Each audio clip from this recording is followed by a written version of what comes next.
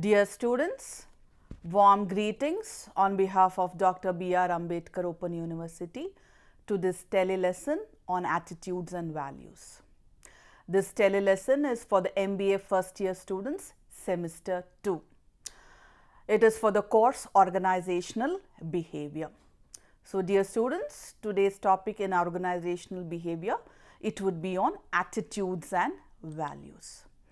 In today's tele-lesson, my dear students, we will cover the following topics. First, we will introduce as to what is an attitude and what is a value. We will learn the different features of attitude, the components, the ABCs of attitude.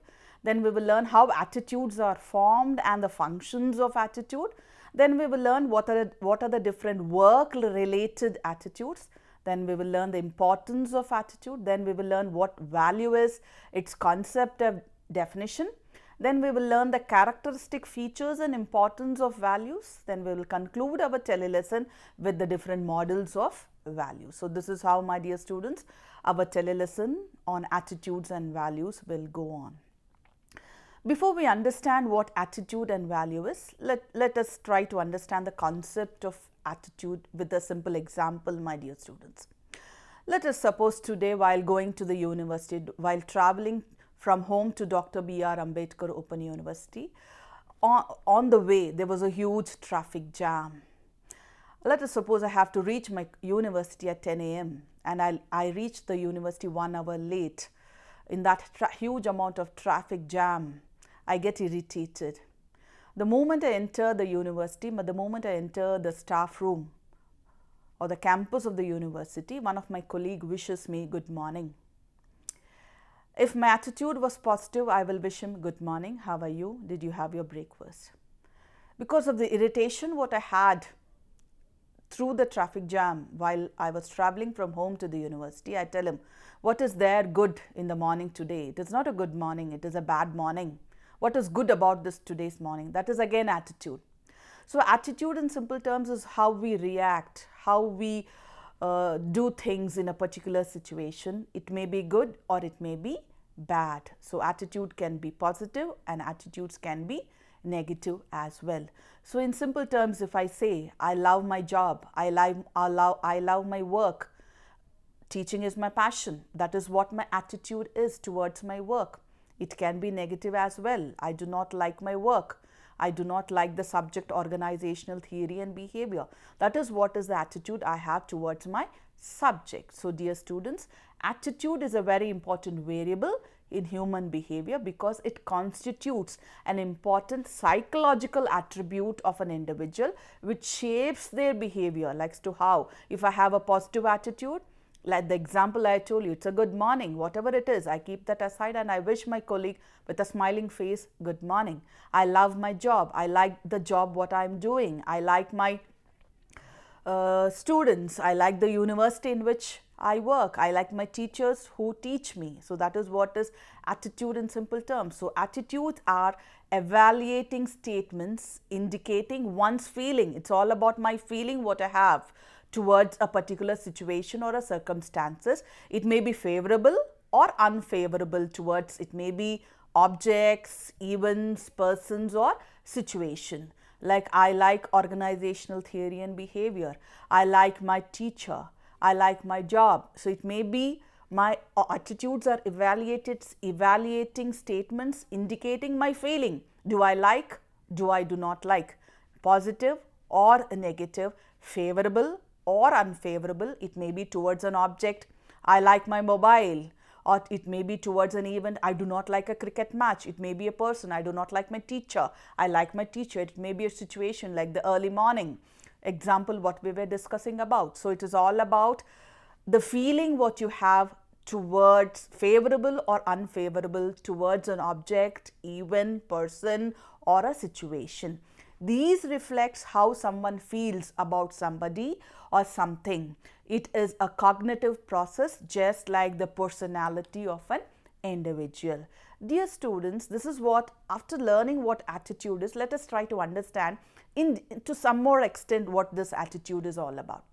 Personality is about a whole person. When you talk about personality, you talk about the whole person on the whole. But when you talk about attitude, attitude may form one part of a personality. So attitude is part of a personality. When you talk about personality, it is on the whole about a particular person. There may be a difference between personality and an attitude. Like for example, attitude reflects settled behavior and settled mode of thinking and feeling. Like as I told you, I like my job, I like my university, I like my mobile, I like my book, I like the subject organization, theory and behavior, I like the topic attitudes and values. So attitudes are frequently used in describing events, people, objects and people's behavior. Attitudes are evaluative statements. They are all evaluative statements. It tells about the feeling, what we have within about a particular person, place, object, situation, etc. Like I love organizational theory and behavior. I like to become a management graduate. I like Dr. B.R. Ambedkar Open University. I like the campus of Dr. B.R. Ambedkar Open University. I like the books which Dr. B.R. Ambedkar Open University gives. I like the video tele-lessons which Dr. B.R. Ambedkar Open University gives me. I like the radio lessons which Ambedkar University gives me. I like the faculty working in that particular university. This is what is that is the feeling what I have towards a particular object, person, place or a situation. When we talk about value, attitude and behavior, they are all interlinked. It is not, they are all interdependent to each other. Value, attitude and behavior. All these factors decide the personality of an individual.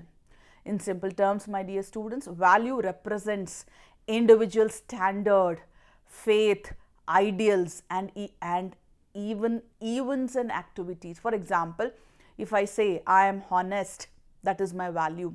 I'll always be on time to my college or university, that is my value. I will not steal, I will not lie, I will always be disciplined. This is what a value is. It represents individual standards, faith, ideals. When I say that the individual should be loyal to the organization one serves, it is an expression on individual standard, faith or an ideal he carries with him as a part of his personality. Dear students, let us learn the definition of attitude.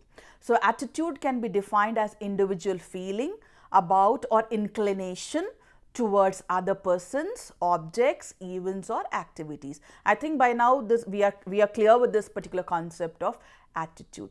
So dear students, attitude encompasses such affective feelings as likes or dislikes and satisfaction and dissatisfaction. I like Dr. B.R. Ambedkar Open University. I don't like Dr. B.R. Ambedkar. So the likes and dislikes. I like my teacher. I do not like my teacher. I love my job. I do not love my job. Good morning, bad morning. Book is good. Book is not good. Food is good. Food is not good. So our needs, past experiences, self-concept and personality all put together shape the beliefs and opinions we hold towards the perceived world. Let us discuss this. Let us try to know what this value, attitude and personality is with a simple example, my dear students. Value shapes our attitudes and behavior. For example, all employees must be truthful or all employees must be loyal, all employees must be disciplined. This is the value of the company. And I find Mr. X is not speaking the truth in a particular situation, and if he persists in lying, I therefore do not like Mr. X, because I always see Mr. X lying. He is not speaking the truth. So I do not like Mr. X. That is my perception towards Mr. X. And do not take him at the face value. I do not take him at his face. The moment I see him, I think he is not true, he is untrue, he is not faithful, he is not loyal, he is not disciplined, he is not truthful. So that is my attitude towards Mr. X. When an opportunity arises, I try to get rid of him, because whenever I have an attitude, Mr. X is not truthful. So whenever I see him, I see that I should not speak to him much, I should get rid of him. That is my behavior. So dear students, it is therefore necessary that our attitude is not formed on the basis of wrong inputs. When we form attitudes based on wrong input, whenever I see Mr. X, that particular that particular perception comes in our mind that Mr. X is not true. He may not be true only once. All the 99 situations he may be very true. Only one situation, because of some circumstances, he may be untrue. So you should not form your attitude based on one wrong input, because your behavior is controlled by your attitude. So this is what is, in simple terms, values, attitude and personality is, my dear students. And if you have seen the example, all these are interlinked. So attitude can be either favorable or unfavorable. So according to Stephen P. Robinson, my dear students, attitudes are evaluative statements, either favorable or unfavorable, concerning objects, people or events. This is what is the definition with Robbins has given, Stephen P. Robbins has given for attitude. I repeat, my dear students, attitude can be defined as evaluative statements, either favorable or unfavorable, concerning objects, people or events. In simple words, an attitude is an individual way of looking or an individual's point of view at something. Now let us discuss the different features of attitude. One, attitude affects efficiency. The more the positive attitude you have, the more efficient you are. Attitudes are not inborn. Attitudes are learned over a period of time. For example, I am a religious person, so over a period of time my attitude becomes religious. Attitude has many sources, as I have been telling you. You learn your attitude from your surroundings, from your colleagues, from the social media, from your books, from your personal experiences, by looking into your parents. So you learn it over a period of time. And also, dear students, attitude is always changing. It's not that I developed an attitude and it is permanent. It goes on changing over a period of time. Today I may not like the subject organization theory and behavior. After listening this tele-lesson on organization theory and behavior, on attitudes and values, you may find the subject interesting, and your attitude towards the subject OB may change. And also, dear students, attitude may be positive or negative. For example, if a manager is a very good person, if I say you are doing good, there is an appreciation. So if, for example, if an employee tells others that his manager is a very good person, and on the other hand, if he says the policies of the company are not according to the interests of the employees, so the first one is a positive attitude, the manager is a good person. The policies, the companies are not good, is a negative attitude. So it can be positive, it can be negative. I like OB, positive attitude. I do not like the subject organizational behavior, negative attitude. And also there is a tendency for attitudes to react. So attitude is a tendency to react. You react to a situation. For example, if an individual would find joy in reading organizational theory and behavior, so you tend to react positively towards that particular subject. So attitude is a tendency to react. So after learning the features of attitude, dear students, let us learn the components of attitude. The components of attitude can be called as the ABC model: affective component, behavioral component and cognitive component. So let us discuss the ABC model of attitude. The affective component.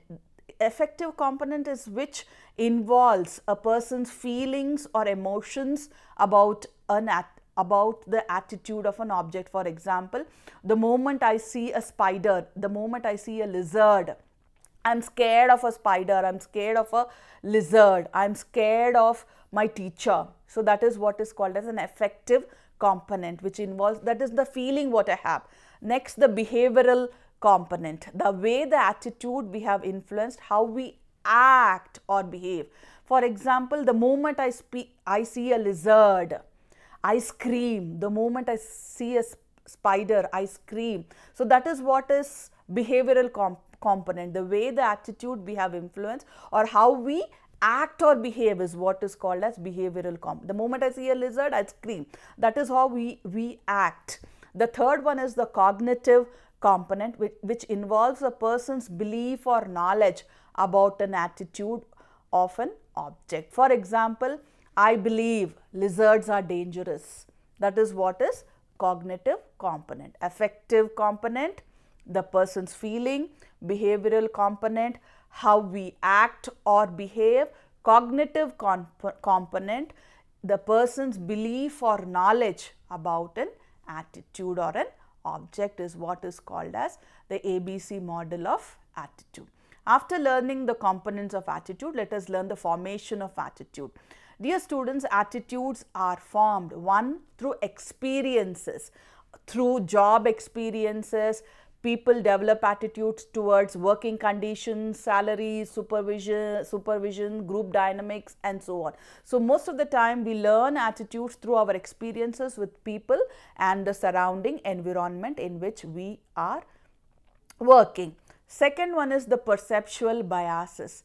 The perception is a result of a complex interaction of various senses such as feeling, seeing, hearing. For example, if a manager perceives a subordinate's ability is limited, if he feels Mr. X cannot work, he is not capable of doing a particular work, he will give him limited responsibility. Similarly, we lose many good friends due to our changed perception about them. As I told you earlier, a person has done 10 good things and 1 bad. You perceive, your perception, he probably 10 truths and 1 untruth. So the one untruthful sentence, whatever he has told you, you keep that in mind and you perceive that this person will always speak a lie. So that perceptual biases also forms attitude about people. And also, dear students, through observation of other person's attitude, we also form attitudes. For example, when we like someone, we try to copy, we try to emulate the person's attitude. For example, we are impressed. For example, there are circumstances, you see a leader, there's a crisis, and the leader handles that particular situation in a cool and calm manner, like a cool cucumber. He handles that particular situation. So you like the way he has handled that particular situation. So through observation of other people's attitude, you form an attitude. Another way of forming an attitude is association. That is the group in which we are associated with or we belong with also influences the way our attitude is formed. So our close association with a group would encourage us to be consistent with the attitude of that particular group in which we are a part of. Another important way of forming attitude is our personality. The personality is a set of traits and characters, the habit patterns and conditioned responses of certain stimuli that formulate the impression that a person makes upon others, and the impression is a function of persons. That is the personality, whatever you have. You have an aggressive personality, you are you have an optimistic personality, you have a positive personality. Based on the personality, whatever you have, you form an attitude. Once we have learned the different features of attitude, dear students, let us learn the functions of attitude. The first function of attitude is the knowledge function. By holding certain attitude, individuals can categorize and interpret events and behaviors quickly. For example, if someone has a positive attitude towards environmental conservation, then he will interpret that particular action. He will see that all his actions are towards conserving the environment, that is, no harm should be done to the environment. That is, any harm which is done to the environment, he takes it as negative. Any good you do to the environment, he takes it as positive. Then comes the utilitarian or instrumental function. Dear students, this function is based on the principle of reward and punishment. That is, attitudes can guide us towards behaviors that are rewarding, and whichever is rewarding, you do it. Whichever is not rewarding, you stop doing. For example, if a person believes that eating healthy is my attitude, will lead to a longer, healthier life. That longer, healthier life is the reward. They are more likely to engage in this particular process. If I feel eating healthy, my attitude will give me a longer life, which is the reward. I will continue eating healthy food for the remaining part of my life. If I feel eating healthy is not giving me good health, then I will stop eating healthy food immediately. So this is what is called as the utilitarian function. Then comes the ego defensive function, dear students, which tells us, for example, a person might develop negative attitudes towards a particular group or activity.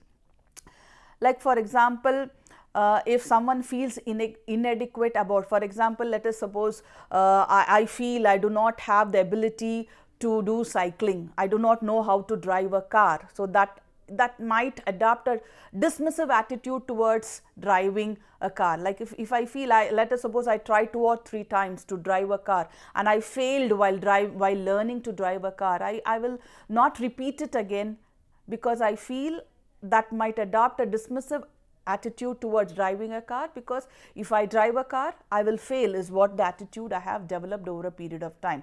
So then last function of attitude is value expressive function, dear students, which allows individuals to express their core values, beliefs and identity. For example, someone whose values is animal right or environmental protection might have a very positive attitude towards anybody who is protecting the environment, who is eating vegetarian food, which reflects the values whatever he has developed over a period of time.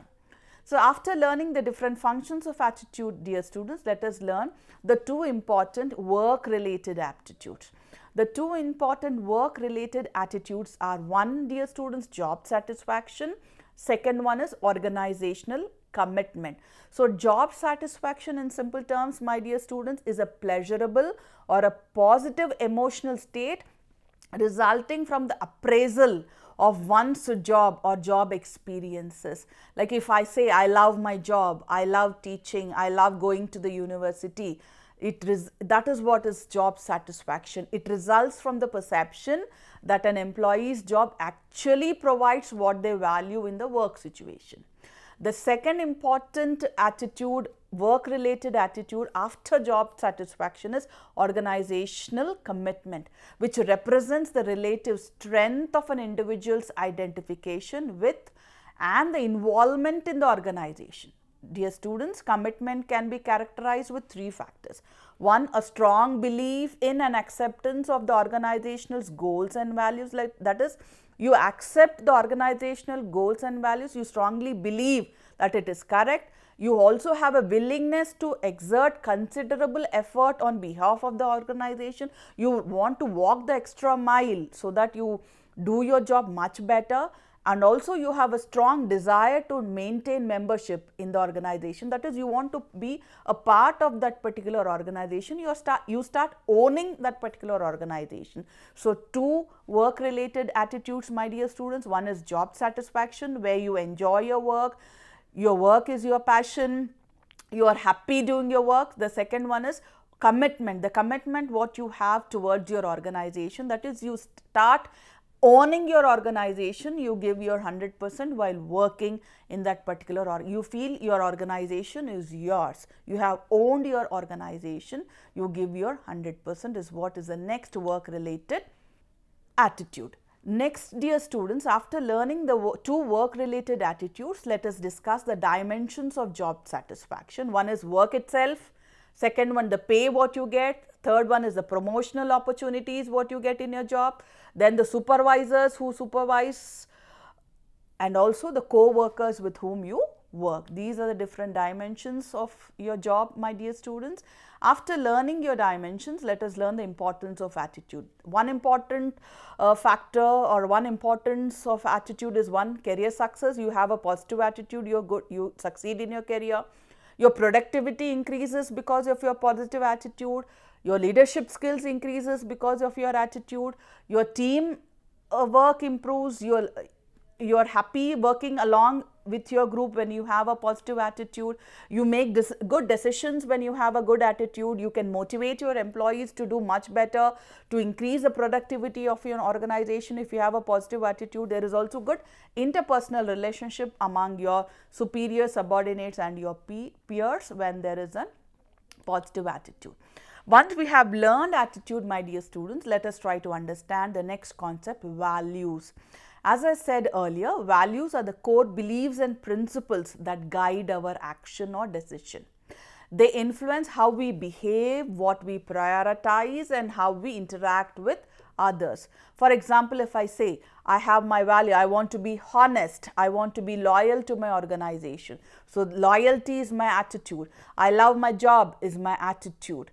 I want to eat healthy food is my attitude. The value what I get by doing all these things, that is the beliefs and the principles that guide my actions or decisions, is what my value is. I am loyal. I'll always be truthful to my organization. That is the value what I have. For example, honesty might be the value for one person. Like my value may be honesty. For others, it may be community. That is, community might be the value for another. That is, emphasizing the importance of working together. Few may feel working together is the value and supporting one another is the value. So, value of one person may differ from the value of the other person. So, let us learn the definition of value, my dear students. According to Milton Rockich, values are global beliefs that guide actions and judgments across a variety of situations. So, as per the definition, my dear students, values are global beliefs that guide actions and judgments across a variety of situations. Let us also discuss the characteristics of values, my dear students, after understanding the definition of value. 1. Values provide standards of proficiency and integrity in organizations. 2. Values are fewer numbers than attitudes. Attitudes are many, values are few. 3rd, values are more central to the core of a person. The core of a person: honesty, commitment, sincerity, dedication. This is what values are. 4th, values usually go beyond the specific objects, situations or persons. 5th, values are relatively permanent and resistant to change. I am honest. I will always be truthful. I will not steal. Like many of this time, students, no, in a classroom, while students are writing examination, there may be 40 students in the classroom. 39 students may be copying when given a situation when you have a freedom to copy. There will be one student who will not copy. When you ask him, why are you not copying, he says, I have decided that I will not copy whatever the situation may be, if I have an opportunity or even though I do not have an opportunity. That is the value, not to copy in the examination, to write whatever I know, whatever I have studied is the value of a particular student. So, values are relatively permanent, does not change as per the situation, and it is resistant to change. The 6th one is when values are ranked in terms of the importance, it results into the value system of that particular person overall over a period of time. The last one is the value system of an individual provides a hierarchical framework which indicates the relative importance we assign to different values such as freedom, self-respect, honesty, etc. So, these are the characteristics of values, my dear students. After understanding the different characteristics of values, let us try to understand the importance of values. 1. Values provide the basic framework for understanding attitudes and motivation of an individual. So, it teaches us, it tells us how it makes us understand what are attitudes, how to motivate an employee in our organization. 2. Value system of an individual influences the perception about whatever is happening around the environment. 4th, value symbolizes the explanation of what is right, what is wrong, what to do, what not to do. Value system influences an individual decision making and choice of solution for various problems. Based on the values, I take decisions. Values also play an important role in social functions in an organization. That is, those values which are derived from common experiences helps in uniting the society and group together. Also, dear students, values influence behavior of an individual and therefore provide the criteria for evaluating the behavior of others. Also, my dear students, another importance of value is in order to meet the challenges of reconstructing the established work, values all over the world, understanding the values becomes necessary for every manager, because in order to work in an organization, understanding the values is important for every manager in any organization. Dear students, now let us learn the different classifications of values. The first classification given by Milton Rockich classification. This Milton Rockich conducted a survey which is popularly known as Rockich Value Survey. In short, we call it as RVS. It is compared of two types of value sets, each containing 18 individual value items. He divided the RVS, rock each value survey is divided into two value sets, each containing 18 individual items, and these two sets is called as, one set is called as terminal value and another set is called as instrumental value. So, dear students, let us learn these two classifications of Milton-Rockich classification. One, the terminal value, two, the instrumental value. Dear students, terminal value represents the desirable outcomes.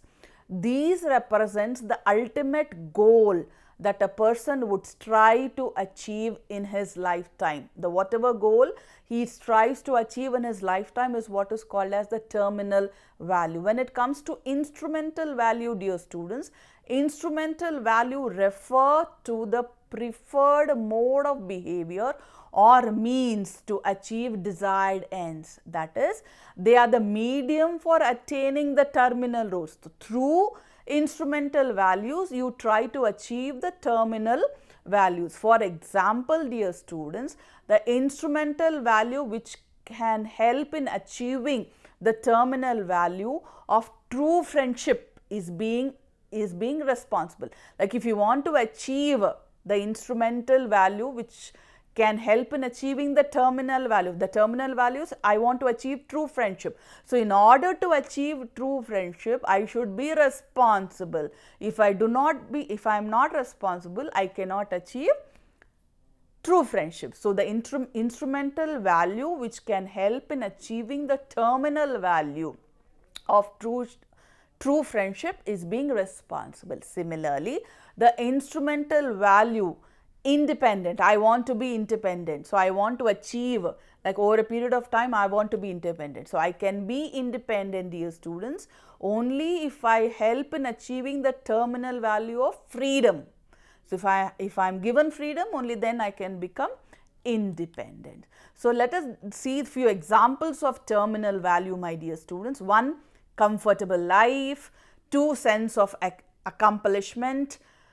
3, maturity, self-respect, wisdom, exciting life, social recognition, that is to gain respect and appreciation, a world of peace, a world of beauty, equality, happiness, inner harmony, national security, pleasure, salvation, etc. All these are examples of terminal value, my dear students. Comfortable life, sense of accomplishment, mature love, self-respect, spiritual intimacy, self-prestige sometimes, wisdom, good judgment of life sometimes, exciting life, freedom to be independent, it may be social recognition to gain respect or appreciation, it may be sometimes true friendship, a world of peace, a world of beauty, equality, happiness, inner harmony, salvation. All these can be the examples of terminal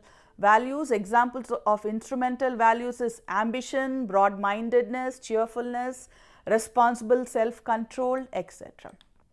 So, these are the different dimensions, and when we talk about work commitment, refers to employees' enthusiasm towards performing their workplace tasks. It refers to the feeling of responsibility an individual feels towards the company's vision, mission and goal. So, to conclude with, attitudes are enduring mental representation of various features of social and physical world. They are acquired through experiences and exert a directive. Values provide the basic foundation for understanding a person's attitude, perception and personality. It contains judgmental element as to what is right, good and desirable. Thank you for your patient listening.